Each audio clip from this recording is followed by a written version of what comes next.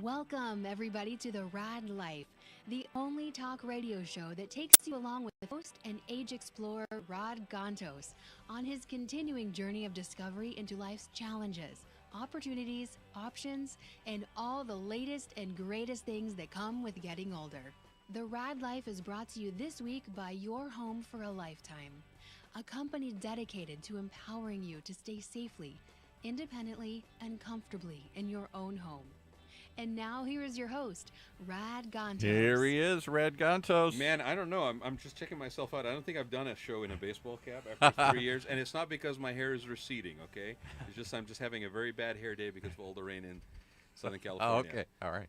You know, I just looked at Kai. I shouldn't have said that, right? I should just like keep the hair comments to myself. That was a lost cause for me a long time ago. But you know, you have reason, right? You actually paid in blood and hair up in D.C., right? And well, you know, my grandfather used to say, "Better on the inside than the outside." Ooh, I don't know how to take that. Well, in any case, you can stay. Yeah. Okay. All right, but no, we have a great show, and it's a very interesting thing. We got all kinds of changing weather in South Orange County. The and times they are changing. The times are changing. We got rain. We got mudslides. You know, maybe it's just signs of the end of the world or something, right? The apocalypse is around. Republicans, longstanding Republicans are like retiring. I mean, it's just, you know, fire, brimstone, locust. What's next? For those listening as later as the podcast, we're doing this in early January, the day after my birthday, by the way. I didn't know if you knew Happy that. birthday. Yeah, happy birthday. And I had the same birthday as Elvis. Elvis is the day before. Richard Nixon and Joan Baez, which proves that astrology must be correct because you can't think of one without the other. So we're about to take care of business, right? Yes. Okay. So we're going to take care of business. We're going to say that we're doing this in early January. And shocking news, January 2018. That's correct. Two very long-standing stalwarts in the Republican Party here suddenly decided they're not running again. Ed Royce. Where's he from? Fullerton? Ed Royce Fullerton. It's Fullerton, parts of L.A. County and parts of San Bernardino And County. even more surprisingly, I think he's still the wealthiest member of Congress. Darrell Issa this morning. Right. From Oceanside. You know, you say surprising. Okay, I've been saying this for at least the last year and a half. Nobody listens. Nobody listens to me. Okay, so on that note, a little housekeeping, right? If you're listening to us, or if you're watching us, if you're listening to us, then I'm telling you, you can watch us live on OC Talk Radio's Facebook page and YouTube channel. Yes. You can also send us a tweet or what's the hashtag, Paul? OC Talk Radio. OC Talk Radio. Or you can also call us, which I know nobody's going to call, but what's the number, Paul? We never get anybody to call. They always want to tweet or do something. Just give them the number. I'll give them the number anyway. 949-330-7761. 949-330-7761. Operators standing by. And the only reason I asked Paul to give that number is so that he can get to say operator standing by every episode, right? But you can watch us on those. Sharing is caring, so share the link to all this stuff, right, with people that you know. This is a really dynamic time. I mean, it's actually kind of interesting, and it's really amazing that all of this stuff is happening at the same time. But if you've been reading the tea leaves for a while, that you know that this wave has been kind of coming. Okay, there's been a changing face to Orange County, and we'll get into that. Yeah. There was even a report on it 4 years ago, and later on I'll find it and I'll post it, or even during the break, maybe if I'll find it, I'll share it. You mean we're not right-wing Republican county again here, like we've been for a million years? But I'll tell you this: I don't think it's about the fact that people have been leaving the Republican Party and joining the Democratic Party. I think the Democratic Party has been holding its own, maybe slightly growing in certain areas that are more maybe liberal in North County, but it's because there's been a growth in independent and non-party affiliated voters. And we keep saying that the majority of people, fiscally conservative, socially liberal. Yeah. Okay. That's I mean, me. we're both sort of immigrant generations, children of immigrants, right? And that is very much the case. The only party, and I'm sorry, it's a repeat. People have heard me say this. The only party I ever joined and was a member of was the Republican Party. Right after I basically signed for the service, what was it under Reagan? The not naturalization. What was it? The draft equivalent. What was it? Remember? I don't know. There was selective service. Selective service. You had to sign for selective service. I turned 18. I signed for selective service. I could vote. I joined up. Nobody told me I didn't have to join a party, Right. so I joined a party. So I joined the Republican Party. I think a majority of people and if you're business related or whatever, are fiscally conservative, socially liberal. If you've come from other places where there's been control and government abuse, then you're definitely very liberal and very freedom and equality driven, right? And the parties have just taken a detour on to varying degrees. But the Republican Party side, I don't think Ronald Reagan would get elected right now. No, Not anymore. On the Democratic Party side, I don't know that Kennedy would get elected, right? So it's a different face of Orange County. It's a different face of Orange County, but one of the things I think you see is people talk about this demographic change, but it's these immigrant groups who historically have been traditionally Republican, are turned off by the Republican Party, and two, my generation is much more Democratic. My grandfathers, both staunch Republicans. I think you see. Are they still? Well, my grandfather, he wasn't even American, and he went on and on about how the Democrats are terrible and it's all Jimmy Carter's fault that Iran is a big problem. And when George Bush was at 20% approval rating, he was still the biggest backer of George Bush and said, he doesn't even live in America. So on that note, let's introduce our guest. yes, please. Okay, now I'm going to do Paul a solid here because he has a connection to the family. Would you, Paul, please introduce our guest today? Yes. I may mispronounce his first name, though, because I'm not sure if it's Kia. Kia like the car. Kia like the car. Okay, so I thought. He's driven. His Kia drives California He didn't even forward. know this. This is the small world we live in. Hamid Hamadanchy, his father, who had a mortgage brokerage firm, and his mother, did a show here for probably a year on real estate. Orange County, I forgot what the name of the show was already, OC Housing or something like that. And we talked about the housing reports and all the other stuff. And then he sold his company and lost interest in the show and went in another direction. And along the way, he kept bragging about his son. Okay. And he talked about, because I'm from the university, went to the University of Michigan. Hamid went to the University of Michigan. They were immigrant exiles from Michigan? from Iran, from Michigan. Yeah, really. We're all exiles We from got Michigan. exiled from Ann Arbor. Yeah, exiled from Ann Arbor. And came here and started a better life and went to the University of Michigan and worked his way up and became very successful here in Orange County. Had a mortgage brokerage firm, sold it, and I'm not sure what he does now. He fools around with different things. So he would always brag about his son. His son? His son, who went to University of Michigan and went to Michigan Law School. I couldn't get into Michigan Law School. This is one of the top 3 or 4 in the country here. See what I mean about him going on his diatribe? Oh, for my Michigan? goodness. I wasn't And kidding, then was I? he went and worked for a couple of senators. He didn't go out and be a lawyer. He came out and worked for, and I thought, did you work for Tom Harkin? Was that the first one? Tom Harkin for about 4 years, and then Sherrod Brown for about 2. Sherrod Brown, who's one of the really interesting figures in the party from Ohio, a very progressive voice. Who still seems to get elected in a very red state. So when did you graduate Michigan? So I graduated undergrad in 2007, law school 2010. Okay, and then was it straight to D.C.? Yeah, no. So when I was in law school, that was when Barack Obama was running for president. For me, that was a pretty inspiring moment. So it really inspired me to go to public service. And I didn't know how, what, and somehow I ended up working for Tom Harkin, who's really just a truly, really great senator. Someone who really cares about people. He's the author of the American with Disabilities Act. Right. And, he was one of the few champions for people with disabilities in Congress. And, you just... I know that from what I do for a living, from the interior. I didn't know he was involved in the idea. I knew that Bob Dole was involved in on the Senate side. He was the author of the bill. And someone who, when you asked him why are you a Democrat, he would quote Hubert Humphrey, and tell you that the moral test of government is how it treats those in the dawn of life, the children, the twilight of life, the elderly, and the shadows of life, the sick, the needy, and the handicapped. Wow, politicians don't talk like that anymore. It's and that was like what he lived by. And that's more than 42 characters. I can't tweet it. Yeah, well, exactly. Donald Trump would never say anything along those lines. No. So he would well, always. Hold on a second. I just want to say, for those that are inspired by this, okay, because it's pretty friggin' inspirational. You go to school. We're okay. Just put it in context. We're 2018, right? I mean, you're talking 4 or 5 years ago, right?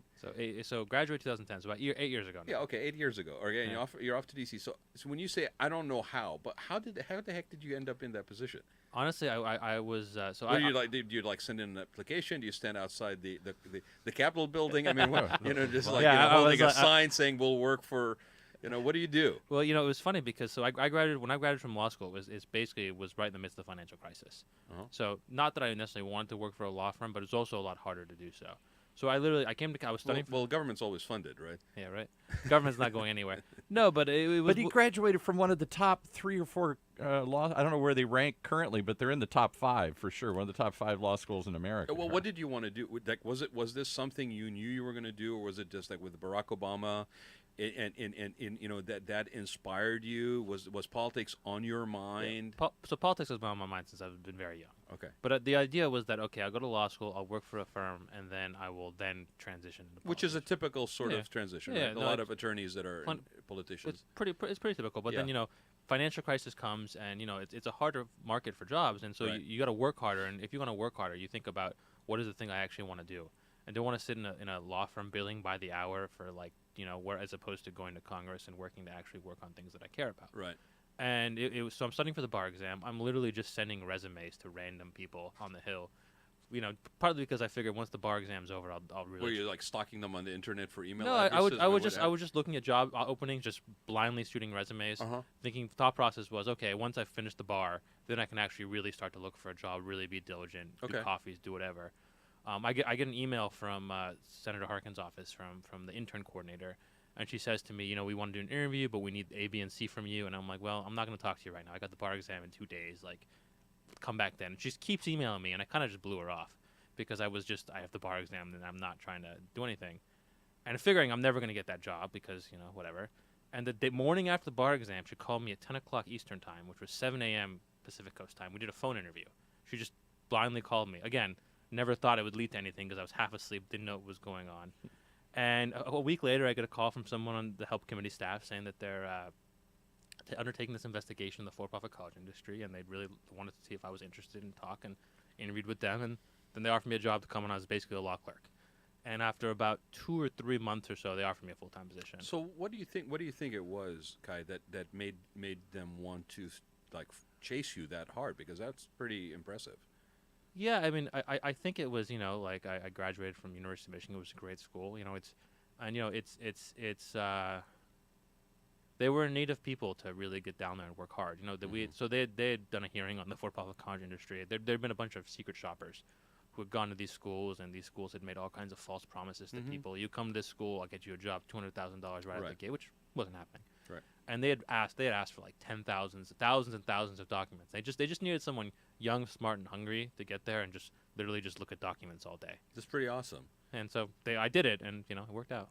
So and then you moved from Senator Harkin's office to because, Senator Brown's office. Right. Well, so I worked for Tom for 4 years, and the longer I stayed there, the more they expanded my portfolio. Okay. Just because they liked me and liked my work, Sure. and whatever. We had actually had no good deed goes unpunished. Well, I got to go to Guantanamo Bay with Tom Harkin and Bernie Sanders. Ooh, how cool is which that? was a pretty cool experience. And it was also John Tester and Heidi Heitkamp, which are two more moderate senators in the Democratic caucus. So it was kind of just an interesting group of people. What year was this? So this was right in 2014. So for somebody who's a child, from immigrant parents, here you are in Guantanamo, okay? When you say it's an interesting experience, I'm not letting you off the hook that easy, okay?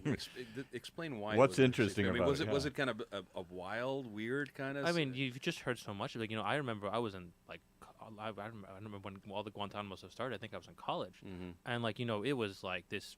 There was so much passion against it. There were all these reports of how bad the experiences were there. And obviously, in 2014, Barack Obama has been president now for about 5 years. Right. He came in there with the idea. People have kind of. He had promised to close it. Still not closed today, unfortunately. Right. But the passion kind of dissipated. But and it was interesting. So the most interesting thing about it, though. So the night before we were in Miami. And we had dinner with the head of South Command, who is John Kelly. So, which is interesting because I never knew this man would then be chief of staff to President Trump. Yeah. But obviously he didn't really care about me that much because I wasn't a senator and he was more focused on the 4 senators. But it was an interesting experience to have dinner with this person who was a military guy, and I figured he wants to have dinner with these senators in case he's ever up for anything confirmed to build a relationship. I never thought he'd one day be chief of staff to President Donald Trump. And what was your impression of him? He was a military guy. The thing I remember is that, he was talking about Guantanamo specifically because there's been a lot of. So Tom Harkin, one of the things he wanted to do was just close Guantanamo as a base. Period. Not even not even the prison, independent Just the of whole it. thing. He thought it was a complete waste of money. And so John Kelly made two arguments. I remember at that dinner. One had to do with, this space is important for us as a like staging ground for everything that we do in South America, like when I'm going to help people in like Haiti or whatever. And two is like, it doesn't matter what I think of Guantanamo Bay or not. The President of the United States has given me the order that these people are to be treated humanely, and that's what I'm going to do until I get another order.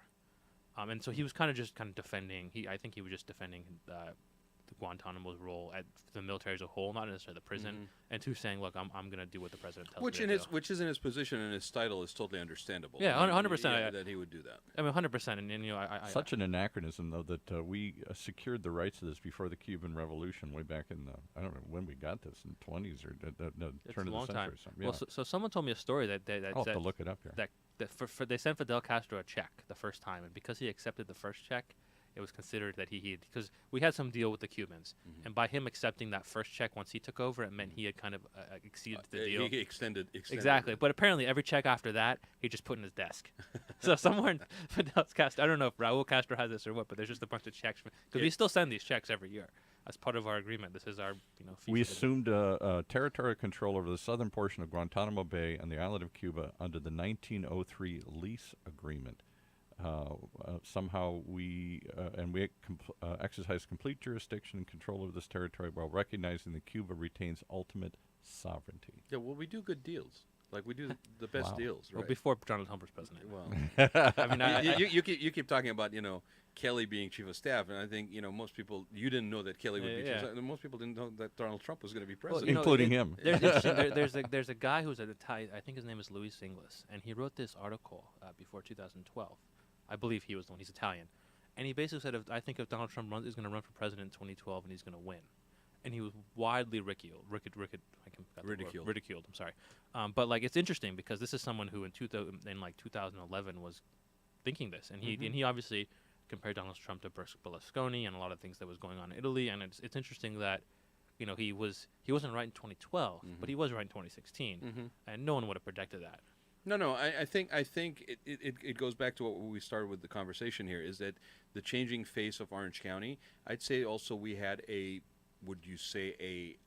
people were asleep while there was a changing face to the country. Yes. I mean, you're talking about Michigan. We keep talking about this on the show all the time about how friends of Paul's that basically all my relatives, all my friends are rabid Trump supporters back there. He's like been on the left coast too long. He's just basically been. I've left the tribe. Yeah. I spent 7 years living in Michigan. I grew up in Orange County, obviously, right? But it's interesting because it's an interesting dynamic because I spent 7 years living in Michigan. Then I worked for Tom Harkin. I worked for Sherrod Brown, both senators who represent swing states, which went heavily for Trump. Iowa and Ohio. Trump won Ohio by 9 points, which is I think more than either party has won the Ohio in a long time. I mean, I think Iowa was even bigger margin of victory. Right, it was. And I think it's these people feel left behind by our government. A lot of these people, it's very much it's so. Globalization. I think you talk about we need to. Coal is a very dirty fuel, and we shouldn't burn it. We need to do more about climate change. But I mean, there's been a lot of people forget that when these coal plants go out of business, it's terrible for those towns. Like, the entire town is built around that one industry. Everyone loses their job. They're on opiates. And when Hillary Clinton got up there and said, we're going to put a lot of coal miners out of business, that wasn't a great message to send to these people. No. And shame on the Democratic Party for taking them for granted for so many years. They're just Democratic voters. We don't have to do much. And shame on the Republican Party for not paying attention to the decline and demise of these industries. Here's the thing, right? We're a year in here. Yeah. And one of the first things that was being discussed was the cutting of training and retraining, right? I mean, if you are going to basically say you want to enhance the opportunities for people, especially people that are maybe have been trained and had a lifetime working in a particular industry that's now obsolete, a mill, a manufacturing the first facility, thing you would do is not ask for $18 billion for a wall, is you would basically put a retraining program in the middle of every friggin' town in this country, and you would give opportunities to everybody who's interested. Because here's the other thing: the reality is that all these people that are saying my jobs are gone and I can't get a job, they have to come to terms with the fact that they have to be reconditioned and retrained. And if you're maybe above relocated. a certain age, and if you're above a certain age, you may have a resistance to that. And I'm American; I'm supposed to get certain things.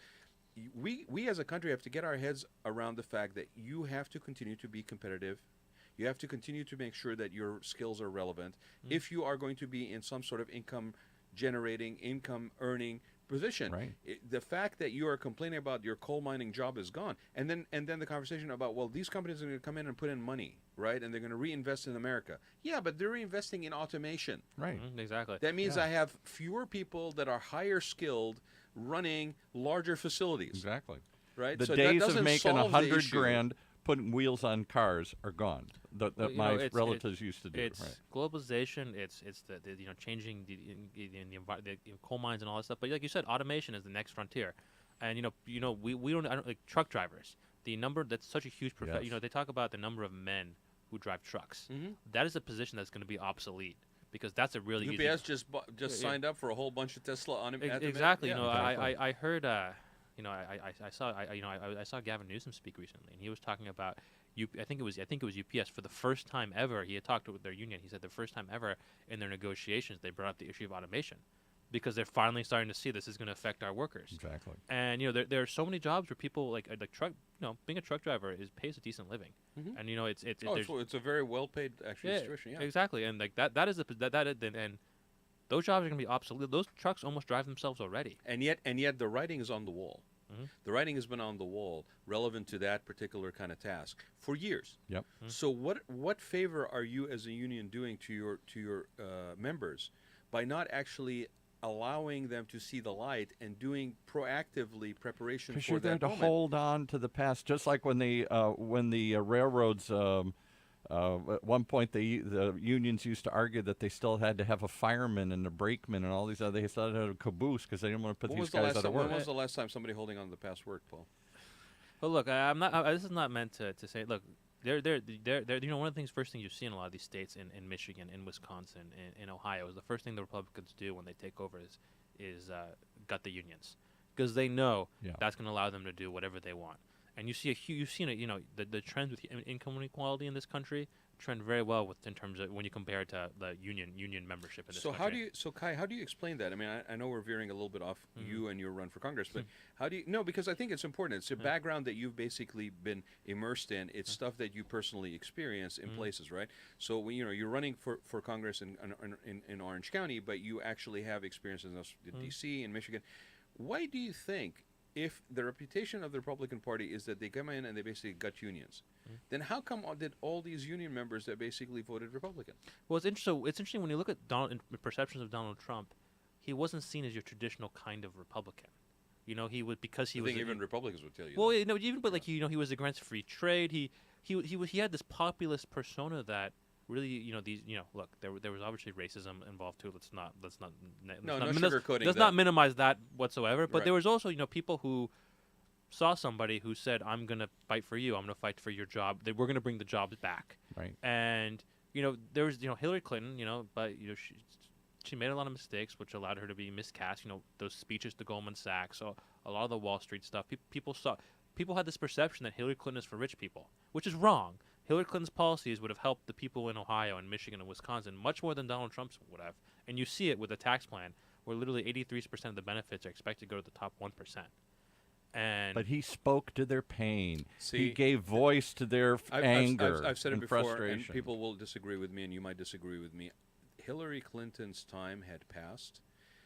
If you had somebody like Donald Trump running and was getting traction, the Democratic Party had to get out of the way and basically support a Bernie Sanders. Now, Bernie Sanders may have been a little bit too much on one side, right? But it was time for a progressive. And, and that's why I say the Republican and Democratic Party both are going through a whole bunch of soul searching. The Republicans are farther along down the slippery slope. But from what I have seen relevant to progressives basically being kind of marginalized for a while through the Democratic Party, and now they're getting their voice. Both parties are in a paradigm shift, and the institutionalized part of those parties is, I don't know whether it's holding on to influence or this is just the way that we know the game is played, and this is just way too different for us. And maybe that's part of why people like Darrell Issa and Ed Royce are basically leaving, because they're saying the field has changed so dramatically. Well, in a I weird can't way, you continue may to do see what the I'm doing. parties flip. The Democratic Party maybe become the party of the wealthier technology bases. The power centers on the coast are more Democrat. The Wall Street, Hollywood, Silicon Valley, the areas around Washington, D.C. are more democratically leaning. And the Republican Party, if they follow Trump where he's going, are going to be the party of the rural regions and the blue-collar regions, and that this billionaire I think, is taking them but in you know a what, direction. Paul, but you know what, Paul? It's going to end up at the end of the day with Right. human beings is it's on the delivery. You got to deliver. Well. They may wait one election cycle, 2 election cycles, but you got to deliver. Right. If you can't deliver on the promise you made, which is for anybody with half a brain thinking beyond the bubble that they live in, you cannot bring back coal miner jobs. You cannot and bring manufacturing, back, steel mills, yeah, and all this obsolete stuff, industries. Here's the thing: Donald Trump is not going to deliver on his promise. No. In 2018, the Democrats can take back the House. I'm hopeful going to take back the Senate. In 2020, whether it's Donald Trump or Mike Pence, there's going to be a new Democratic president. Right. And the thing is, though, like, it's not about Donald Trump. You know, we have deep problems in our country that have nothing to do with the fact that he was president. That if you impeached him tomorrow and he disappeared, we'd still have really deep problems that we need to solve. So where did the Democrats miss the boat in the last election cycle? Well, I mean, look, I think the biggest mistake was that Hillary Clinton basically got a free pass in the primary. Every single Democrat who could have ran sat it out. You know, Bernie got in there not thinking he was going to go anywhere. Right. And you know, he was just to make a point. He, you know, he wanted to go in there to make a point about the issues he cared about. Right. Never thinking that I mean, I don't ever imagine in his wildest dreams he thought he'd get the traction that as he far did. as they didn't, yeah. And you know, it speaks to, you know, a yearning in the party to something new. Did it remind you of the first run by Obama? Oh, you know, it was interesting because it did a little, you know, and it was interesting because when Obama first ran, I was in law school, whereas when Hillary ran, I was in Hill. I'd worked in politics. I kind of had a different view of things, but you know, people were so passionate about Bernie. You know, Democrats win when we believe in our candidate. You know, when people are in. You know, look, both sides win when you believe in your candidate. Look how passionate people were about Trump. Yeah, and you know, you know, again, I think Hillary Clinton would have been a very good president. I have no doubt in my mind. But like, you know, there were too many people who didn't feel passionately about her. They looked at her as the lesser of two evils. And look, and I had a lot of problems with her. One, just because she's, you know, fairly hawkish. You know, she's someone who has once said if we have to, we'll wipe Iran off the map, and that was never something I was comfortable with. And you know, if Bernie Sanders basically got no support from the establishment whatsoever. No, that's she clear, was given a green pass. And you know, he got so close. I want to give him all the credit. I gave him all the credit in the world for running when no one else would, and really making a real fight of it. And you know, it's if anything, it's not just about Bernie Sanders, but it's about the power of those ideas that he represents and how much our party believes in them. Well, I think the legacy of his campaign is that it also changed the way that a campaign can be run. It changed the narrative. I mean, I was very passionate about Obama, and I was involved on a grassroots level in the first run, and Bernie reminded me of that, and I never verbalized it the way you just did, but it's absolutely spot on. Regardless of party, if you don't have a passion for the candidate, it doesn't carry. And especially as long as last election cycle was. But interesting now, I saw this on CNBC. They were talking about this the other day, or MSNBC, and they said that the candidates, though, who have won in recent special elections or who came close, even like the guy down in Georgia, have been pretty bland candidates. The guy that won in Alabama, the guy that won in Virginia. But is that a reverse reaction to Trump? All the yes, mayhem that I want that maybe steady will win the race. Maybe I need less drama. Look, I mean, I think we're winning as Democrats because Donald Trump is unpopular. We're winning in Alabama because Roy Moore literally we won barely in Alabama because it took Roy Moore being everyone deciding he's a child molester and he shouldn't represent us. Right. It's not it's not we're not winning because we've learned anything new as Democrats, and that's the biggest thing that scares me. So do you think that reality that you just enunciated, do you think that reality is clear to the Democratic Party? No, I mean people when you just like the Republicans won this last election because they said no to Barack Obama for 8 years. Yeah. With no plan for what that meant. And that's why when they got didn't know what to do. They didn't do it. Well, I mean, for 8 years they said we're going to repeal Obamacare, and all of a sudden we have no plan. We have no plan to repeal Obamacare. The emperor has no clothes. And right. My biggest concern is, we'll take back the White House and we'll take back the Senate, we'll take back the House, and then we'll lose it again 2 years later because we won't know what to do with it because it's been an interesting experience running for Congress. So where do you stand in all this stuff? What voice do you? Why are you running? Why are you running? Look, I decided to run because of the travel ban. Like straight up, that was the like I always thought I would run at some point in my life. I thought it'd be like 10 years from now. So it was the travel ban. I decided that night I want to run for Congress. I kept asking people, thinking they would all tell me it was a dumb idea, and they said no, go for it. And then I talked You to asked them. That's what you get for asking. And let's be clear, you're running in what district here in Orange I'm County? running in the 45th district against Mimi Walters. Mimi Walters, another establishment person who's been in multiple jobs and has deep roots and pockets here in the county. So you're running. You got energized to do it this right now because of the ban. I decided because of the ban, by the ban, and then but it's also like I've been on Capitol Hill for a long time, and it was frustration with kind of how it works over there. It's there are things I'd like to see differently in our politics and in our government, and a frustration that there's things that aren't getting done that I'd like to see. So what are the frustrations? Well, it's Barack Obama lost in 2000. Not Barack Obama. The Democrats lost the House in 2010, and they lost, and we lost the Senate in 14. And that means for 6 years of Barack Obama's presidency, there were so many things that were left undone. Whether it's paid family leave, whether it's paid sick leave, whether it's doing something about climate change, which is to me the greatest existential crisis of our time. You have a whole Republican caucus who literally denies its existence. It's when they talk about climate change in the world, they have to take into account the fact that you have a Republican Party who literally doesn't agree that it exists. Okay, so you've been on the Hill for a bit. I've always just been like gobsmacked. How can you deny that? What is the reasoning behind it? Is it purely financial? Is Money. it purely No, not? it's not completely financial. Money. The most interesting thing to me is That's what I thought. But I'm just these people, some of these staffers on the Republican side, completely agree this stuff is all ridiculous. But they don't lose, their bosses don't want to lose a re-election. Knowing people on the Republicans who are Republican staffers, talking to them outside of the work contest, they all know this is all BS. So is it just funding from companies that would now be burdened with additional regulations? The Koch brothers and that's entirely it. Okay. I mean, it's but also the Republican Party has created this they created Donald Trump. They basically said every arbiter of news is fake. They're the one, like the New York Times. You saw it with the tax plan when they said the CBO said this is going to increase the deficit. They're like, no, it doesn't matter. CBO is wrong. right. And so it's no wonder that their base doesn't believe anyone is. And for 10 reliable. years of talk radio, they've been whipping these people up, thinking they could control them. First through the Tea Party, and then they lost control of them with Trump. They've whipped these people up with this false narrative that everybody's out to get you in the whole world. Everything you're hearing is false. Trust us. Don't believe anybody else. So you're running. And it's You're turned on them. You're running for the congressional district. 45. Which is mostly 45. what, Irvine? And So Irvine, Mission Viejo, Lake Forest, Tustin, North Tustin, parts of Anaheim Hills and Orange, Villa Park, Costa de Casa, Rancho Santa Margarita, Right. thereabouts. It's a big. It is a district. pretty big district, and it's Hillary won the district by 5 points. But that's got to be a rarity because this is the first time Orange County's gone for a Democratic presidential candidate in a long since time. FDR. Since FDR. But you say rarity, and I remind you of the Changing Face of Orange County report that came out 4 years ago. That basically looking back, it's a said- rarity. Looking forward, it may be a trend. Right. It's been a work in pro. In 1984, Ronald Reagan won Orange County with 76% of the vote. Wow. And then in 08, Obama got pretty close. In 12, it was around the same margin, and then Hillary won by 9 points. And it's this changing face. It's a combination of one, this changing face of Orange County.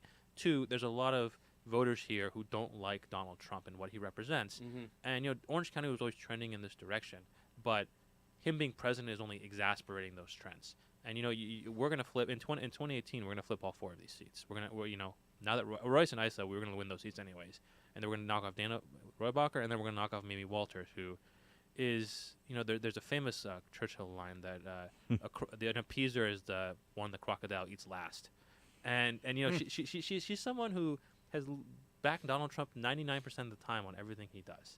There's very few people in my life who I agree with 99% of the time. Right. The only bill that she hasn't voted with him on is the Russian sanctions bill, which he eventually signed anyways. And Did she support the tax plan that she did takes sup- she away did- she the did support state the and ta- local taxes and all that stuff? She there? supported a tax plan that is really bad for the people of Orange County. At the end of the day, as a representative, we are here to represent our constituents. And it was clear that what's not a popular bill in Orange County. In fact, it's really bad for the people here. And, she didn't care because the billionaire donors of the Republican Party told them, if you guys don't pass this tax plan, we're done. We're not right. funding your party anymore. Right. And she's more beholden to them than she is to the people she represents. And, there's that's what's wrong with Congress. I just think that it's really important that we listen to the people we're supposed to represent, that we hold town halls, that we're accountable and we're accessible. The minute that the driving force behind elected officials' existence becomes getting reelected versus doing the work that they're there to be done, I think that's when the thing just goes south. And I always say, look, I want to win this campaign, but like, I'm not going to Congress to be there for 40 years. I'm going there because I want to get stuff done, and I'm not going to be afraid to show political courage to do that. So given the district, what are some of the things that are district specific that you basically are focused on? Look, I mean, I think right now in California and Orange County, the number one issue is cost of housing. Orange County is the third most expensive county in the state, and it has all these other ancillary effects. Like imagine you graduate from. I think you qualify for assistance if your joint income of $80,000 a household. Yeah, which is like insanity. It's think of there was a report done by the Orange County Business Council, and they were talking about the eight biggest economic things facing the future of Orange County, and they talked a lot about the cost of housing. Lucy Dunn's been here many times, yeah. And one of I don't like her. She's pushing for the toll road. Well, just to be a perspective, imagine if you're an employer and if the cost of housing is so much, how much do you have to pay people to attract good employees? Yeah. Imagine if you're a graduate of UCI, which is a great university, which we're fortunate to have in our district. Yep. You come out with a ton of student debt, and then how can you possibly afford to live here? Almost no one I went to high school with. Yeah, but Your friend's raising his hand over here, yeah. Again, we have a tendency to look at things in a snapshot versus on a movie reel, right? When we were building, I was involved with people. I like that analogy, a snapshot instead of a movie reel. We look at a snapshot. And frame by frame rather than the whole picture. But because that's how we are. We operate. You got to get the mic closer to you. We operate everything on a quarterly basis. Okay, we want people to basically spend money this year and then change their car next year. We don't look about long-term savings. We don't look at sustainability over a long period of time, shelf life of 7 to 10 years. Because if we did that, oh my God, the economy is going to crash because there's no expenditures. Nobody's spending money discretionary, right? I mean, The thing with this is, when you have developer after developer after developer after developer being allowed to basically pay fees to cities in lieu of providing affordable housing as part of their matrix, and I know I'm gonna piss off a whole bunch of developers, and I am in a construction-based business, but here's the irresponsibility. There goes your career. No, but here's the irresponsibility of that. The irresponsibility of that is that when you don't do that, okay, you're shooting yourself in the foot because you want to put all this affluent, service-oriented businesses in there that are going to be staffed by people that cannot afford to live anywhere nearby. Right. So now you have put burden on infrastructure, you have put burden on everything else, you have endangered people because now they have 2-hour drive to everything, right? You're not being very smart and strategic. Well, I mean, think about one, the traffic congestions you've created in a place which is the worst traffic anywhere in America, and two, think about the environmental impact of having these people sit in cars for 2 hours to come here. Like, there's all these other ancillary benefits, impacts, not benefits, of this stuff just from the fact that, these people can't afford to live here and they have to drive 2 hours just to work. Now you've got all this mess. Now you're going to basically do a Band-Aid kind of approach that is basically based on what I can make money-wise from selling bonds in the next 5 years, and then I'll never pay them back, and I'm going to put a road in that's going to lead into a bottlenecked area that is going to do nothing to relieve traffic, and then I'm going to overcharge for access on that road because it's a toll situation. Sounds good to me. So well, because it's not running in your own backyard, right. Which, by the way, it will be. Right? So it sounds like an elaborate shell game. It is a Ponzi scheme. I mean, I'm going to call it like it is. And then when you have an agency, when you have an agency that is now basically a cash cow making money on every development that happens in that area because it is supporting the building of the toll road, and there's no incentive to kill that cash cow by actually paying off your bonds, because then you can't cut $1 million deals to people, right? So this is what I mean by a snapshot. We do these decisions in a snapshot. Next election cycle, next quarterly results, next whatever. Politics is notoriously short term. I want to go back to what you said about the quarterly report, because that's one of the things you see with these corporations on Wall Street is all they care about is hitting their targets for the next quarter, with no thought as to what's going to be good for the economy long term, what's going to be good for our company long term. It's all about how do we hit our financial targets this quarter, because I'll be gone in a couple of years. I'm going to take the money. We run campaigns the same way. We run campaigns and we say anything and everything during an election cycle, and we are driven by nothing but the win, right? The biggest thing is what do you do the day after?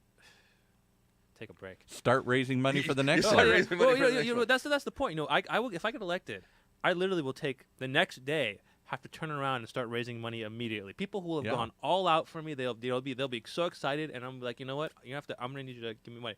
And if I get to Congress, I'll spend at least 6 hours a day on the phone asking people for money. Yeah. And it's ridiculous because what does money have to do with, like, Donald Trump spent half the money Hillary Clinton did, and yet he lost the election. And you talk about Bernie's appeal. It was the fact that he was like, you know what, I'm not going to do this. There's a corrupting influence to money. It's these people you talk to, and they all want something. No one's giving you money. People aren't just giving you money for free. They all want something from you. And when you run for office, it's hard to get out of that mindset because it's so much of what you do. So what are you going to do day one if you win? What am I going to do day one if I win? First, I'm going to take a nap the day after the election because I'll be exhausted.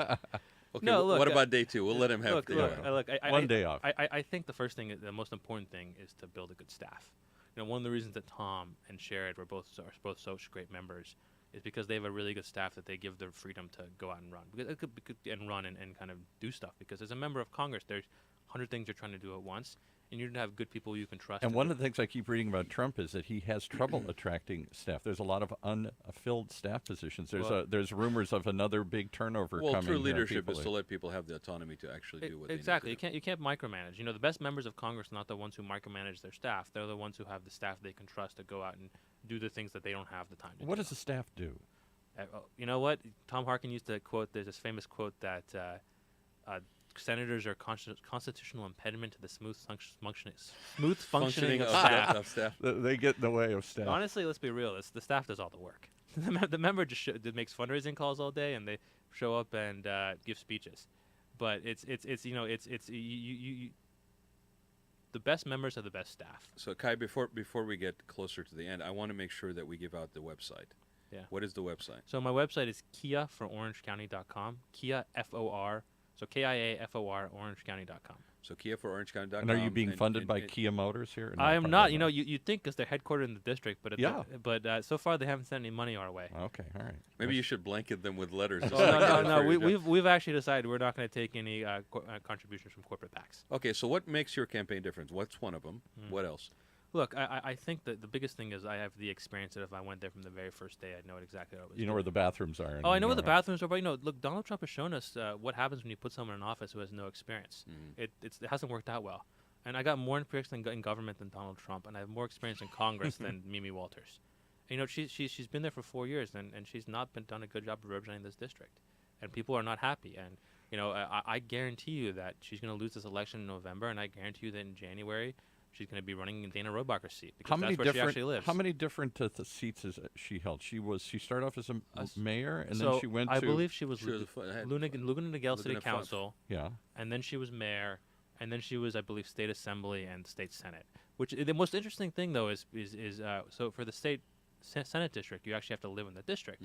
And she had a house in Laguna Niguel, which is not in this district. She had a one-bedroom apartment that she rented with no washer dryer in Irvine, and said she would live there, even though she had a husband and 3 kids who actually were all in Laguna Niguel and still registered to vote in Laguna Niguel. Right. Steve Young, who was running against her, used to send flowers to the apartment just to watch them wilt. At the time, the seat wasn't competitive, so it didn't go anywhere. But she's actually, and now she lives in Laguna Beach. And that actually is something that you hear with a bunch of people. I could list a number of people that had kind of like they established a beachhead where they were going to run because they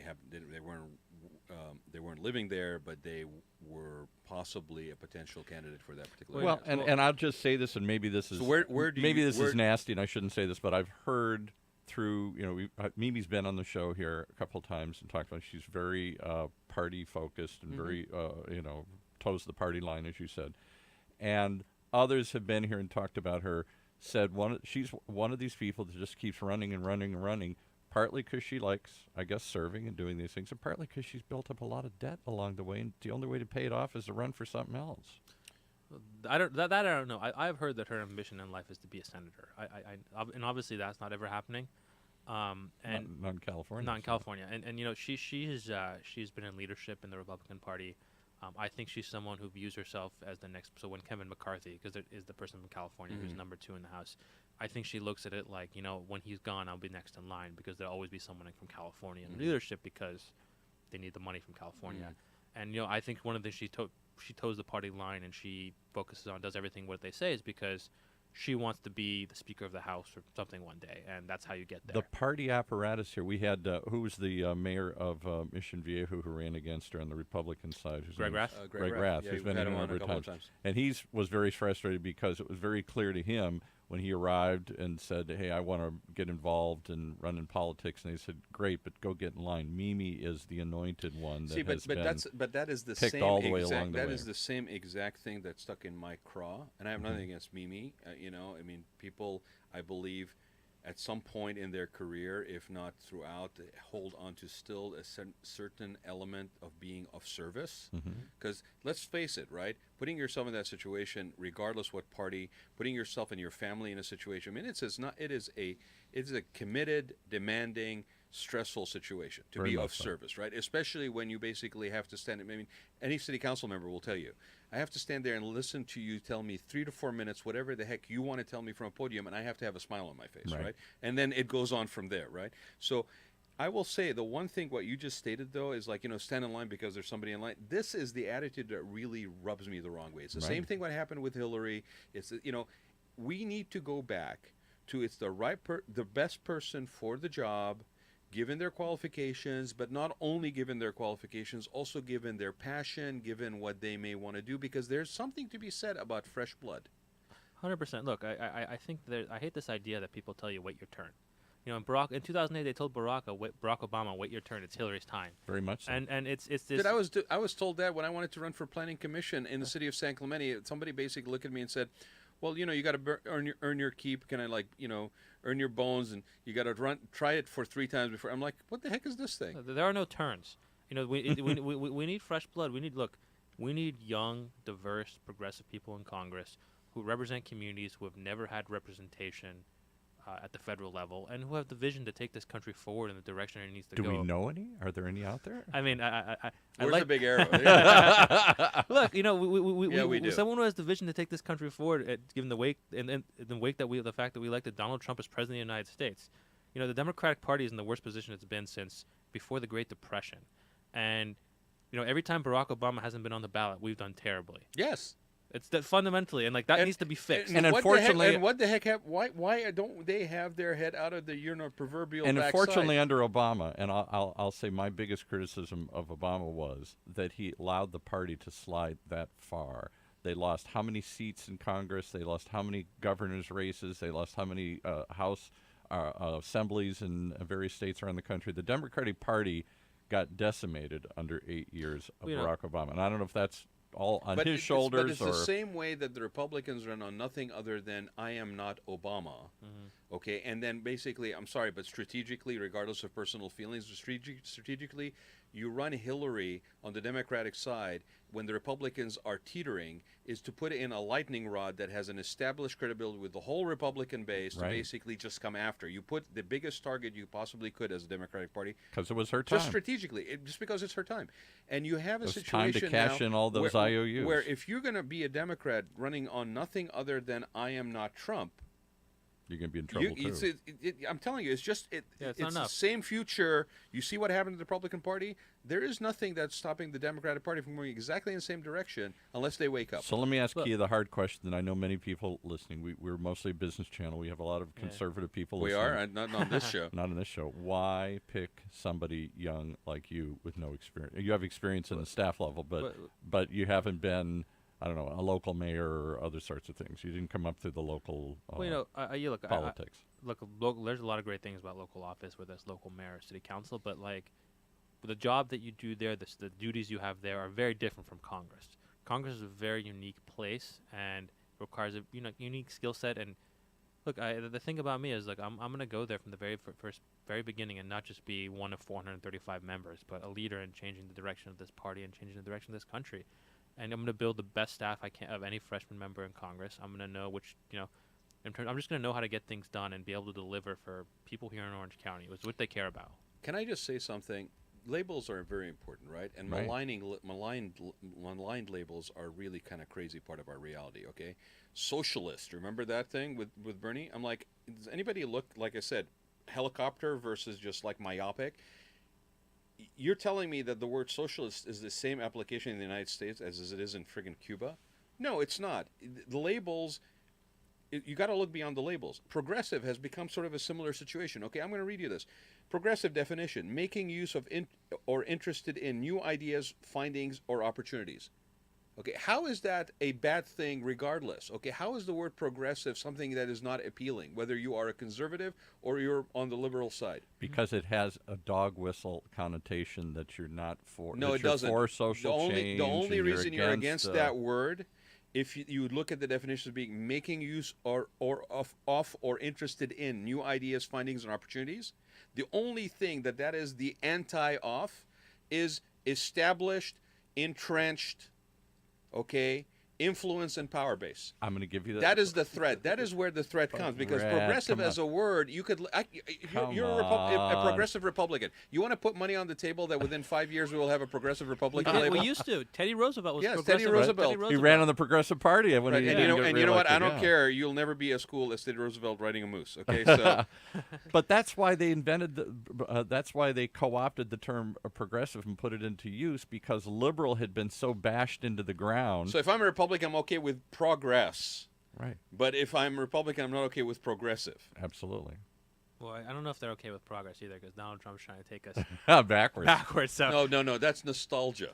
Okay, that's fantasy. That's Pleasantville, right? Before the color came in. You know, one of the things, and I just have to say this before we end, I really sat and looked hard at myself and say, how did I miss my friends and family back there, how angry they were, how upset they were. I knew things had declined over a long, slow, steady decline. I grew up in Detroit. When I was a kid, it was the fifth But biggest wouldn't city you in need America. progressive ideas to basically But let me- reinvent that economy yeah. But- and those communities? well, Detroit's turning around. It's there's been some green shoots Yeah. there, and there's actually a guy there who I graduated college with, named Abdul El Said, who is running to be the first Muslim governor in the history of the United States. Wow, interesting. Pretty All right, impressive guy. So the point I was going to make is this: that what they have failed to come to grips with, and they're desperately trying to find somebody who will address and hopefully reverse, is the fact that when I was a kid, you could graduate with just a high school degree and make a middle-class living. How? In a factory, in a mine. When were you a in kid, a Paul? mill. In the 60s. Okay, yeah. that's All how right. many years ago? All right, but I'm just saying, but that whole thing was built, that whole facade of the Midwest, when it was thriving in the 60s Time and into the 70s. progressed. There's the word again. Exactly. But now you have to have more than a high school degree to make a middle-class living. The retail jobs that you used to rely on are gone. The truck driving jobs will soon be gone. The mills and the manufacturing and the mines are gone. You have and rather than leave or rather than adapt and get some better education, they have chosen to watch this thing decline over a long period of time. My friends, my family, my relatives, and bemoaned the changes that came with it, the social changes. Because we don't sell the moment of adapting as an opportunity. Okay, we don't basically, labels and words are very important. When People you don't basically wanna tell me, change. right, you People don't want to don't change. wanna You don't want to change. change. But if I presented you with an opportunity, whether it's out of fear or out of greed, you will be motivated to take action. There is no leadership telling these people that you have an opportunity today that you did not have when you graduated high school. Well, it's interesting you say. I watched one of the town halls. You can work less and make more. You can reinvent yourself and do something that you feel more good at. It feeds your soul as well as your pocketbook. But nobody presents it that way.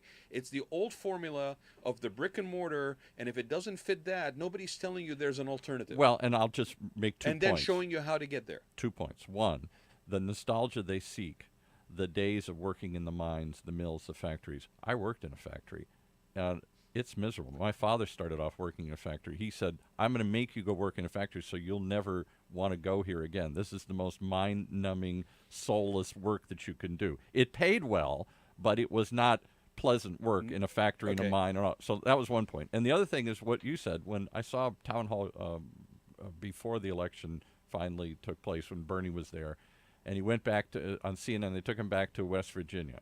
And you thought they'd throw eggs at this guy because he's basically saying, hey, I'm not going to come and pander to you and promise that I'm going to bring back coal mining jobs. Because not just for environmental reasons, the other decline in coal mining is becoming technology. They don't need human beings to go down and dig in the mines anymore. And hallelujah, because a lot of them died and got black lung disease. Lung was terrible. It wasn't a good thing, but it did pay well. And so he asked them, how many of you are unemployed?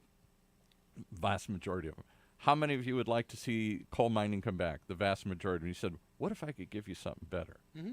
Would you take something else? And everyone went, yeah, you got something else?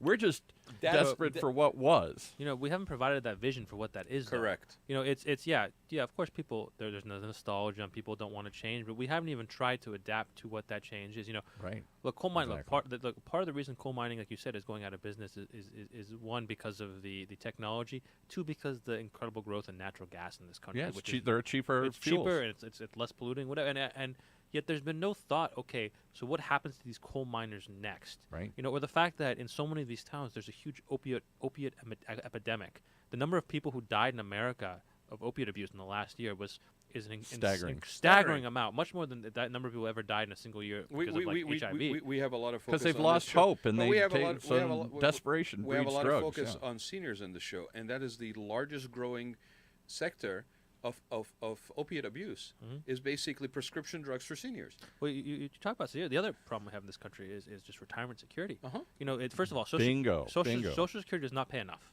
Straight up, you cannot Can't live on it. You can't live off Social Security, and you know, not companies don't do pensions anymore. Right. And the 1 out of 10 we've they're seen benefits. statistics. Well, the ones that do, their pensions underfunded, Right. and the rest don't. And so when you talk about you worked for 40, 50 years, No long-term care And insurance in any companies. You got people that are basically turning 65 at $10,000 a person Yep. with about 20 to 30 years of additional lifespan. Nobody has enough savings to see themselves through there, and you're basically turning around and selling them everything from reverse mortgages to overpriced walk-in tubs, right? And this is, and I'm sorry, but it's a lack of leadership on both parties. And the reason there is no vision. I got to jump in for 1 second because that's what this show talks a lot about, and that's me. I'm just turned 62.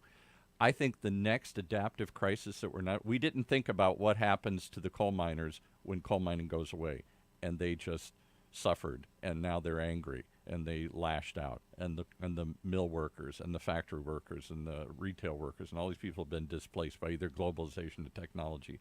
The next pissed off group, I'm predicting right now, 5-10 years from now, will be the baby boomers, who will suddenly say, oh my God, we're going to live longer than any generation ever has in history, and we didn't do enough to save money, and how are we going to pay for it? Nobody told me. It was more important for me to basically change cars every 2 years and basically be spending money on credit that I didn't have. Bigger houses. I grew up a part of my life in Kuwait, and we were expats, but we were in Kuwait, and I remember ads running on TV. I don't know if they ever did in this country. I wasn't young enough, or maybe it was before my time, before we got here. But they ran ads where a kid basically takes a piggy bank and with her father walks into the bank, into a bank, a woman, right, a girl, to open a savings account. There was an instillment of saving as a goal. There was vision for planning for the future. There were things about making sure that the education levels and the availability of education was there for everybody to bet. It's not enough to say live for today, baby. You have the right to basically have a good life. We also have to provide people the opportunities to have a chance at achieving that. And you have a certain obligation to plan for it. George Bush famously said when the that's economy not tanked, liberal, go buy that's something. human. He said, go buy something. No, he said that after 9/11. Oh, was that after It 9/11? wasn't the economy tanked. It was after 9/11. He said go buy a big screen TV. Yeah. Like because the economy is not going to do well, and it's the idea of like we that's one of the most ridiculous things. Well, there were no cars in Detroit, so you couldn't sell cars. So I point that out to you as your work, if you make it to Congress or as you continue to work and strive to do other things, there's another looming crisis on the horizon, on the foreseeable horizon. What happens to the baby boomers? Well, it's also Orange County is an aging county. Absolutely. Like that's the other thing. We go back to the cost of housing. It means we're not able to attract younger workers, the millennial workers we need to keep the economy going. It means Orange County in the next largest concentration per capita of seniors in the country, and it's only growing. Yes. And it's only so you talk about one not big just a problem. leisure world if we don't pay attention to Well, it. you talk about we talk about retirement security. It's an issue that really is going to matter for the future of our county. Yes. In terms of where we're going to be. So where is the buried head in the sand on that one? Because I don't see a lot of thinking on that side, on a From policy, the city, on an overall planning. My old boss Sherrod Brown has done a lot about this, and so has Bernie, in terms of the idea of needing to expand Social Security benefits. But here we are, like in affluent Orange County, right? And we have the largest concentration per capita of seniors in the country. of which the largest is in South County. And I don't see people moving out of their houses. I don't see young people being able to afford those houses. Or cities having symposiums on what are we going to do to deal with this. So here's the thing. A couple of election cycles ago, Kai, I actually asked people that were running for city council in South County. I said, what are you doing to address this issue? Because you have a large population. Each one of those communities has a high median age. A lot of people are living in these houses. They're not moving out. You're losing the youth of the community out. The future leaders of the community are leaving because they can't afford to be here. What are you doing on a policy level to address this? Because if you're not, you're being irresponsible. Or how are you going to handle that population? Are you going, because they're not going to drive. They're going to need more hospitals. They're going to need other services that you're not planning for if you don't change this demographic. So that point is really critical. One, that demographic is we gotta handle the fact that you're not going to be able to drive. You're going to need these services. And from a quality of life perspective, not from a medical care perspective. Yeah, 100%. But you talk about people who are my age who. People always tell me, why would you want to live in Orange County? It's just such a boring place. We got to do more to attract young millennial workers who want a certain kind of lifestyle. It's the urban, walkable development where you work, where you don't necessarily need a car. And, you can live and work and hang out all in the same areas. You look at D.C., you look at New York, you look at San Francisco, you look at these areas, the cities are booming with people my age who are really smart, who are really talented, who we need more of in Orange County. See, but what you're now talking about, now you've crossed into high density. You've now crossed into changing the nature of these communities. We're not sleepy suburbia with white picket fences anymore. I'm not saying we need to change the nature of every single community, but there needs to be a place for it in Orange County. Right. That high density, one, it's more supply of housing. Two, supply of housing that's not going to require people to drive around in cars. And I think we've made some of the Irvine Company was really a pioneer in that to create these sort of neighborhood concepts that you could start an apartment, then go to a condo, and then move up to a house, and you lived your whole life cycle in the community. And that planned community idea, there is a lot of high density stuff going in. It's meeting resistance. Except the problem with that, Paul, is that we have not addressed the affordability component. No. So now you have these places. But I'm still basically. What can you do to affect? Give me a quick 60-second answer on affordability. How can you?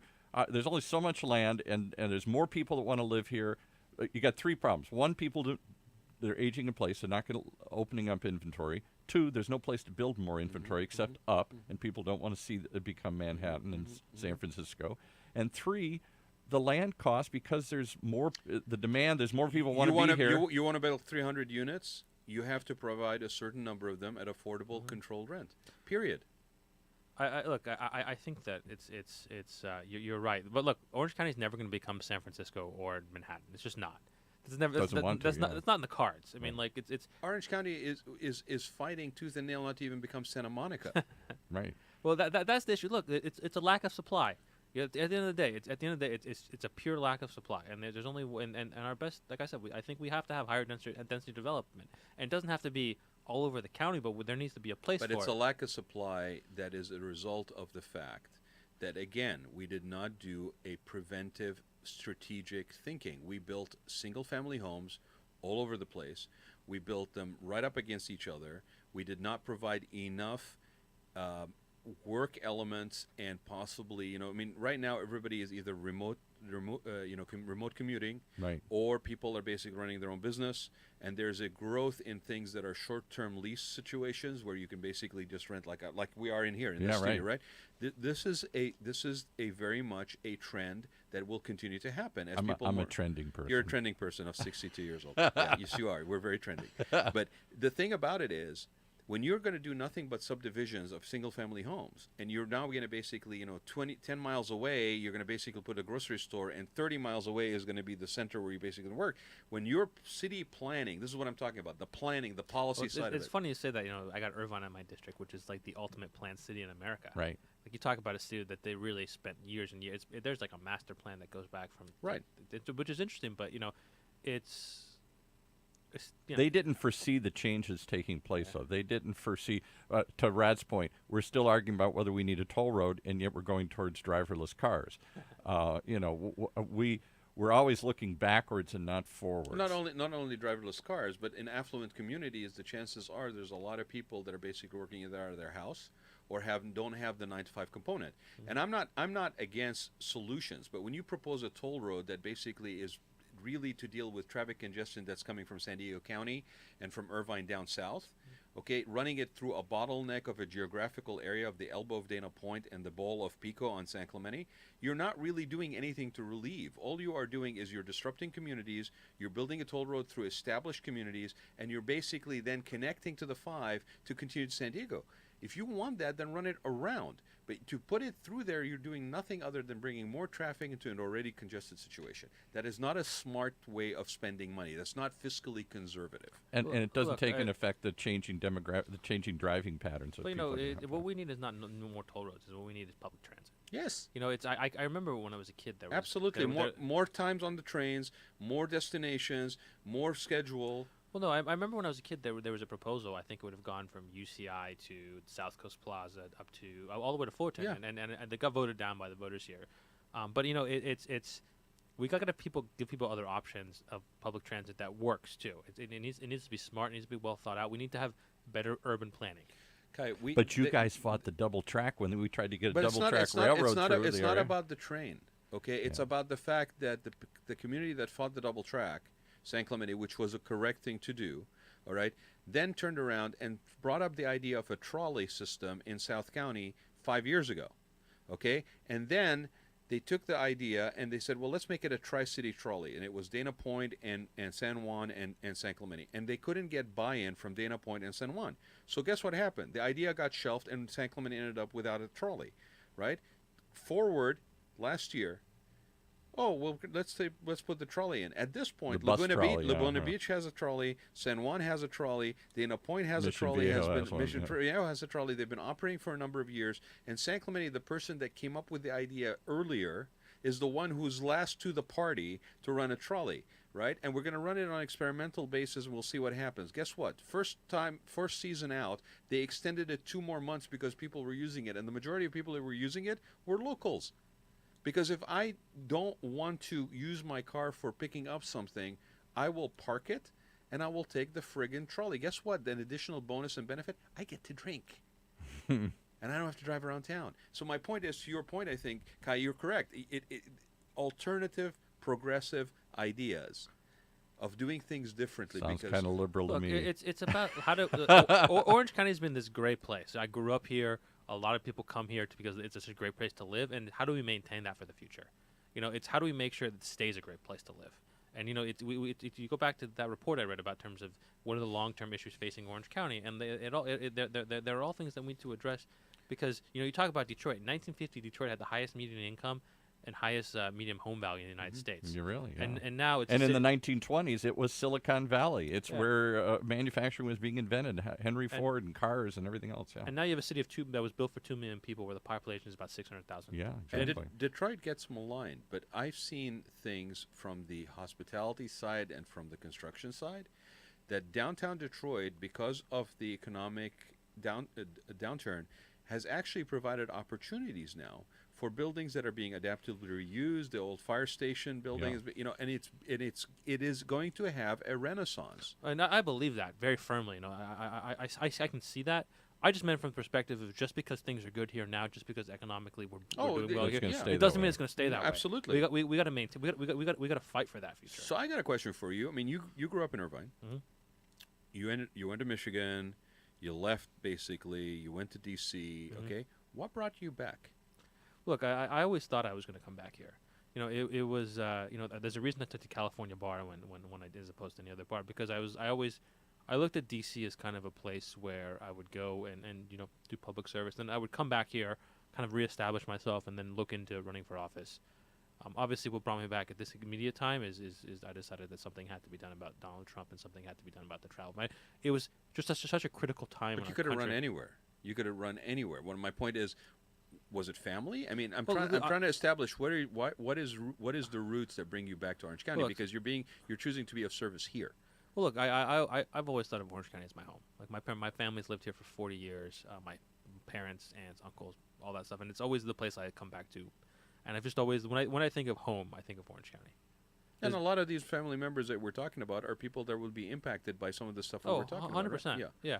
How many people are running? What I'm trying to point out to people that are listening to us, Guy, that for us that we talk about this stuff, this is somebody like Paul is, I'm 62 years old, so I'm sort of an authority to talk about this stuff. For me, I'm about to turn 53 in a couple of weeks, and for me, it may not be me right now, but it's very much my parents that are in their 80s. It's very much me in less than 20 years, that I'm basically facing those same situations. So I have maybe it's the opportunity and the energy to do something, to try to do something today that would maybe selfishly would benefit me in the future, but it has a direct impact on people I love right now. And So it was Barack Obama who said you can either complain about something or you can do something about it. Yeah. So I'm not going to complain. I'm going to go do. Last question. We got to wrap it up. How many people running on the Democratic side, and is anybody running on the Republican side against Mimi? Is Greg Rath going to run against her? Right now it's just Mimi. In terms of candidates, I think I lose count because there are so many. But but I would say that there are 6 or 7 others.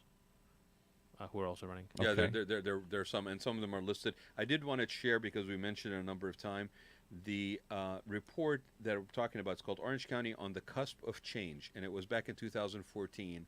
It can be downloaded, and I urge anybody to read it, especially with the coming election. It's got good background for Orange County, what's going on, because you're going to go, oh my God, what happened, right? Read this thing. This came out in 2014. It can be found at www.labor.ucla.edu, and you're looking for Orange County on the Cusp of Change. It's in their report sections. You can download it. It is really eye-opening, and when you think back that this was written in 2014 and what it was talking about, it talked about emerging minorities, okay? And we kind of started talking about that before we got on the air, and I just want to touch on this. Emerging minorities traditionally have suffered from 2 things. They've suffered from financial means, because they're emerging minorities, and education level. And I want to point out to everybody who's watching, who's been listening, I didn't want to bring it up at the beginning, but it's perfect to kind of close the show with. Here's a gentleman that is basically from a minority. He has deep roots in the community, of 40 years plus family. He has people that are directly impacted by what does get done and what doesn't get done in terms of policies. Unfortunately or fortunately, it happens in D.C., right? And these communities are not unable to fund their own candidates. There's a new dawn coming when it comes to minorities, right? You got Santa Ana and the Latino communities. Those communities are becoming powerhouses, not only in terms of community involvement, but also in terms of funding and financing and successful businesses and so forth. And people are looking for ways to do things differently. If you want to call it progressive and basically shun it and throw it to the side, go ahead and do that. I choose to look at it as being the opposite of insanity. And the insanity is doing the same thing over and over and over again and expecting a different result. I always say it's of these communities, whether it's the Iranian American community or these other communities, they're all sleeping giants. It's because they've never been involved, they've never been engaged before, and now is the time to teach them. It's not, we're not the first immigrant communities to come to America and have to learn to be political. In fact, if you again look at the movie reel versus the snapshot, every minority community that's come to the United States has gone through an evolutionary process that you find communities in Southern California right now going through. And we definitely, nobody would argue if you were talking about Latinos, right? Nobody would even argue about that. Nobody would even argue if you talked about even Vietnamese, right? Because of Garden Grove. But you got an Indian population. You've got a Persian population. You got a Middle Eastern MENA population. And Chinese population. Those are absolutely correct. Sleeping giants. But interestingly enough, the communities that you just rattled off, we're opening up a whole other can of worms here at the last moment, have not been politically at all involved. And that's the Chinese community, the Iranian community, the Indian community, they have not been politically active in the same way that my ancestors in the Irish community came over and were discriminated against and at the bottom, and they formed Tammany Hall, and they formed political associations. But now's that time. Now's the time, the moment, the idea that the President of the United States get up and say, you can't come to this country because you're Iranian. I don't care anything. He doesn't care about anything else. I don't care if you're a doctor. He doesn't care about anything. And you cannot, if you're an American citizen, actually have family join you. Yeah. No. I could get married, and because of the President's executive order, my own grandmother couldn't come to watch me get married. Yeah. If you think about that. So the crazy thing about this is you touched on it. I don't know if you noticed that you touched on it. When you were saying, yes, but unlike, these minorities have not been engaged, unlike the Irish and the Italians who have been, organized. No, you said you were discriminated against, right? So you touched on it. That's exactly the point. That's how we fought back against discrimination, and that's how we worked our way up. So we got politically active. The worst possible thing to do is not to discriminate against the minority, because that is the surest way to get that minority to engage. Well, it's something you see in the Iranian American community is people are always complaining about AIPAC. They're like, oh my God, they're so powerful. It's a conspiracy. I'm like, no, it's not. You know what? They play the game. Like, and they're good at it. They're better at it than everybody else. You know what? Thank you, Kai, because everything is right there. Yeah. The playbook is right there. Exactly. All you have to do is open your eyes and instead of complain, watch what has been effective and what has worked, and then tailor it to what you want to achieve. Right. There's no conspiracy. They've done a very good job of building influence in this country as a lobby. And there's nothing to stop anyone else from doing the same thing. Yeah, but you see, and I'm sorry, it's and what's AIPAC? I'm sorry, what is AIPAC? AIPAC is the lobby for Israel. Oh, okay, all right. And they're one of the most after the NRA. I think they're the most powerful lobby in Washington D.C. Right. And it's because they're very good at what they do, and people complain about them, and it's because they don't actually, they're not even trying to have a seat at the table. You can complain about somebody who's effective, or you choose to learn from what is effective. Yeah, honestly. And clearly Jews had, Donald Trump's in the face of the Holocaust, said never again. And the Jewish American community has organized in a way that's given itself an outsized, powerful voice because of the... Exactly. But to marginalize the Jewish community and say that the only motivation force behind their success is because they are saying never again. No, there's a lot more to it. It's called influence. It's called involvement. It's called community engagement. I think that's when they really organized in a way that we can't sit idly by and hope others will take care of our that's future. The thing, right? Yeah. Like people, like you want to have that same kind of influence, then you got to play the game too, right? And you got to do the same. You know what? It's like you said. That's the playbook. The playbook is right there. The playbook's right there for every one of these communities. You want to have influence in Washington. You want to have influence in our politics. You care about these things. There's a clear playbook how you go about doing it, and we got to learn. We're not. So where do you choose to spend your energy? So you're both in the complaining, or in the actually doing. So you opened up a door I wasn't going to walk through, but I'm going to walk through. I'm going to give you a couple more minutes to walk through it here. Yeah. Obviously, Raad is Palestinian. Of course. My father is Palestinian from Haifa. Yes. And Kia's father is an Iranian American. Yep. And right now, those minorities do have. And by the way, there are Arabs that are Christian. Greek Orthodox, I just celebrated Christmas. They're 7 days after. There are quite a few. Yeah. And so I don't know how to delicately say this, but I hate to pierce people's bubbles. No, I don't really, right? About the fact that we're not all. But this my little perception is little box. Maybe I'm overstating this. My perception is since 9/11, the Arab community, the Middle Eastern communities have tried to hunker down and keep a low profile until you piss us off. And anybody who knows those communities knows that rather than invoke the wrath or fear or backlash or whatever. But you see, we're second generation, right? We're children of immigrants, right? So we actually, truly or not, believe that we actually have rights as American citizens, right? What? And so therefore, we're going to basically roll the dice. We're going to say hell. So I guess what I'm saying is, and Rod's had the Arab American. He's on the Arab America Council. He's had the groups in here. Council. Which again is again, it's not religious, it's not politically partisan. It is there to be engaged in civic responsibility and to encourage other Arab Americans to basically take your seat at the table. Well, but to be beneficial to their communities, to be partners in the improvement of their neighborhoods. So is this an election cycle where that will break through?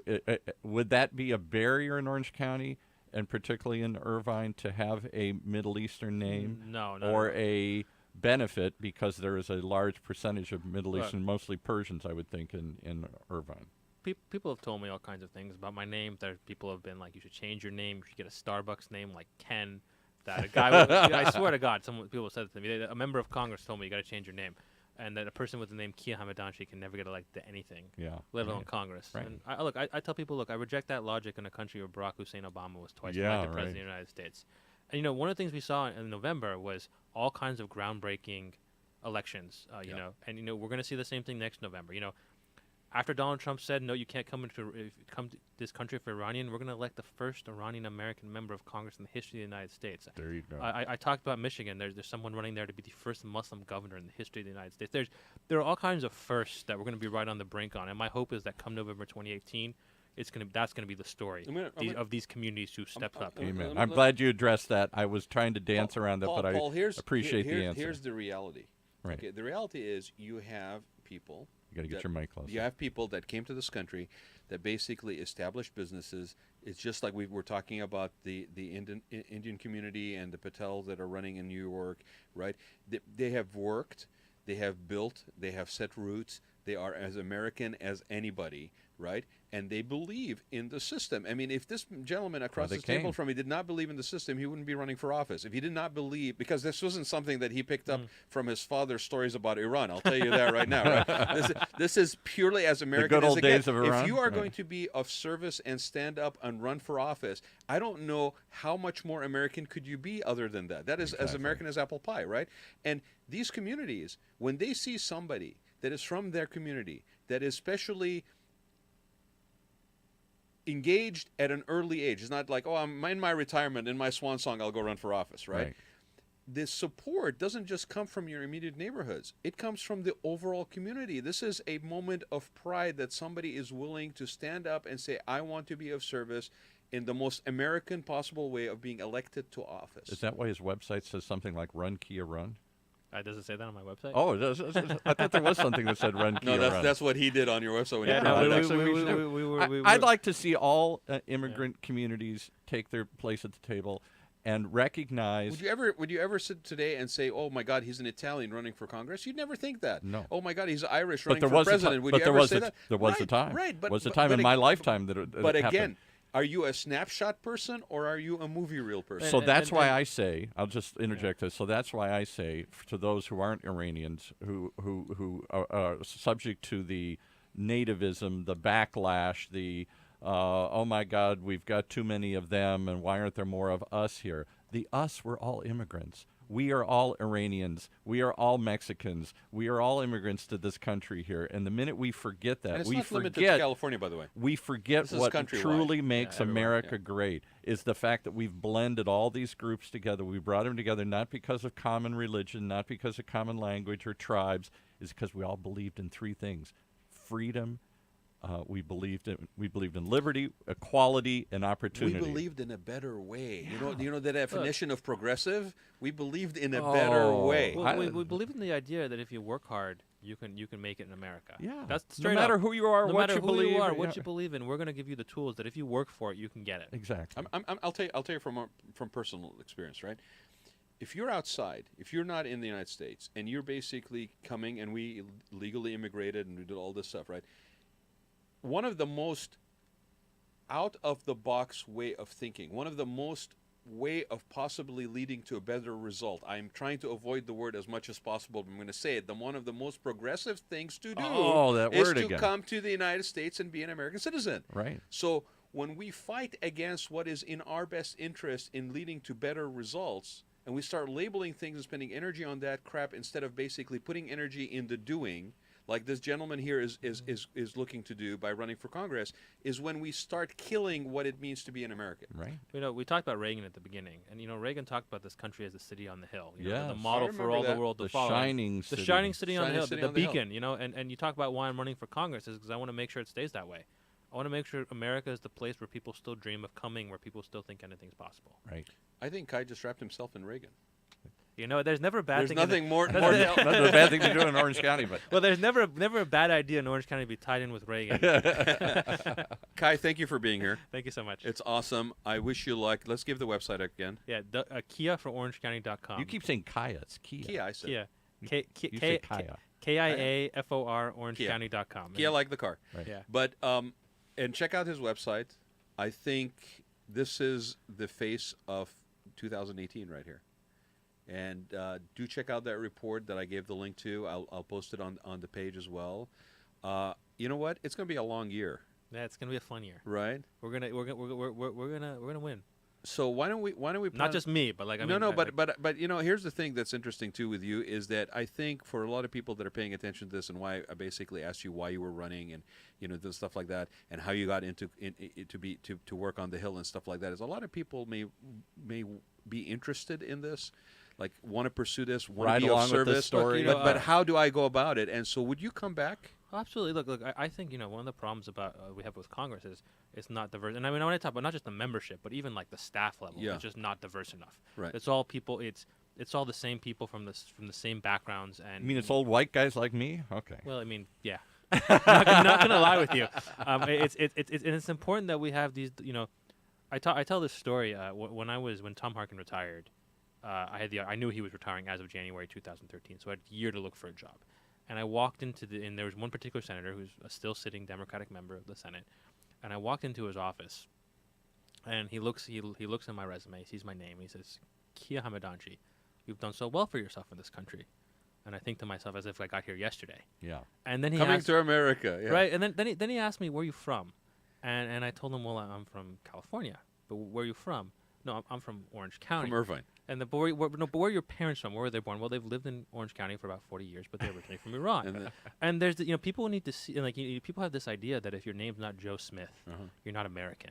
Right. And one of the reasons we need this country is so much more than just Joe Smiths. And one of the reasons we need more people in Congress of all kinds of backgrounds is for people to see that there are so many different ways of being an American. Yes. That it's not just the white guy named Joe Smith. And there's nothing wrong with that guy. But we're more than that as a country. The last time I looked at Joe Smith, it was a black guy that lived in Harlem. Well, there you go. Right, exactly. So even that doesn't match, right? But in this same senator then went through every Iranian person he's ever met in his life, trying to figure out if I knew them. Oh, that's Yeah, hilarious. right. So that's a sad reflection, right? But I did not go to work for him. right. Well, obviously not, right? But Because all you Iranians know each other, right? There's just Well, a handful of you out we all- there. we You all all- know each other. And just like you Irish. Make it easier for the Department of Homeland Security. But I think definitely, if anything, get engaged, get involved.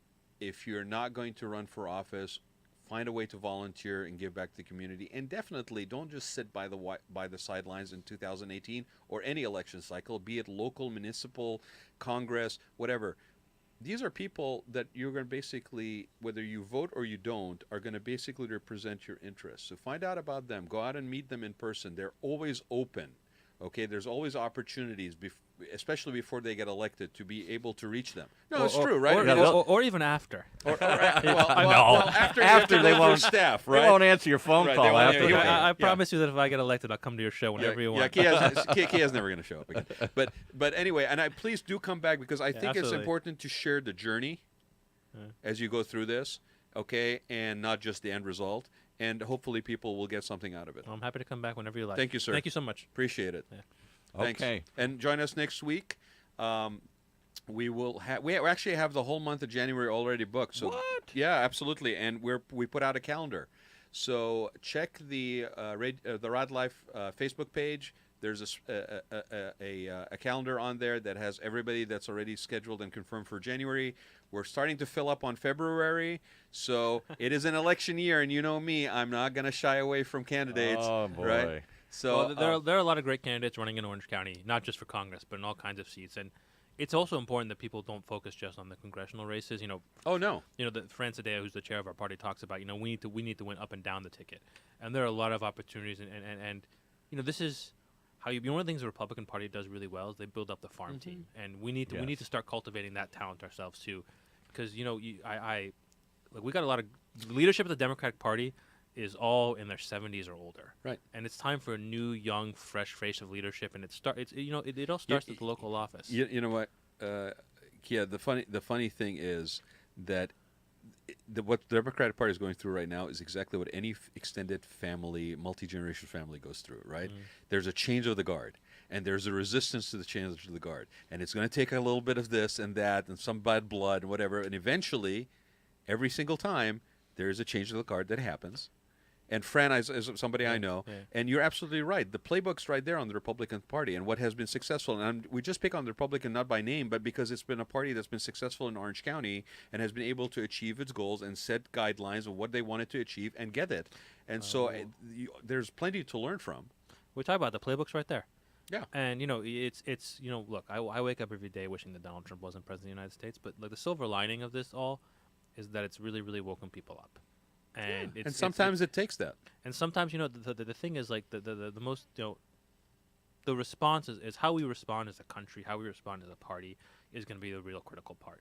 Because if we respond by really taking an inward look, really deciding what we want to be as a party, and really taking a step forward by electing these diverse people around the country who are really going to do work for their communities to make things better, that's going to be a great thing.